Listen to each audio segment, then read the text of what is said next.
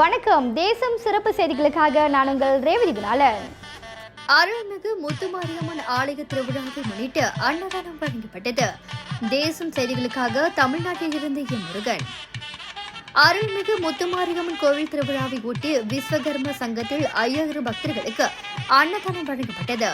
காலையிலிருந்து அதிகமான பக்தர்கள் அன்னதானம் பெறுவதற்கு நீண்ட வரிசையில் நின்றனர். அனைவருக்கும் சிறப்பான முறைகள், உணவுகளும் குளிர்பானங்களும் வழங்கப்பட்டது. இத்துடன் இன்றைய செய்திகள் நிறைவடைகின்றன. மேலும் பல ஆன்மீக செய்திகளை தெரிந்து கொள்ள தேசம் டிவி மலேசியா யூடியூப், டிக்டாக் மற்றும் இதர சமூக வலைதளங்களை பின்தொடருங்கள்.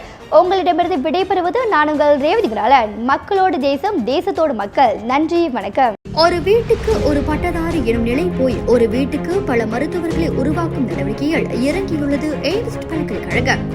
இந்திய மாணவர்களின் எதிர்காலத்திற்கு அடித்தளம் அமைக்கும் எய்ம்ஸ் பல்கலைக்கழகம் MIED வழி மாணவர்களின் பொருளாதார பிரச்சனையை கல்வி உபகார சம்பளம், கல்வி கடனுதவி மூலம் தீர்த்து வைக்கிறது. எய்ம்ஸ் பல்கலைக்கழகம் தரத்தில் உயர்ந்தது, போதனைகள் சிறந்தது, மாணவர்களுக்கு நிலையானது. இன்றைய நாடுகள் எய்ம்ஸ் பல்கலைக்கழகம்.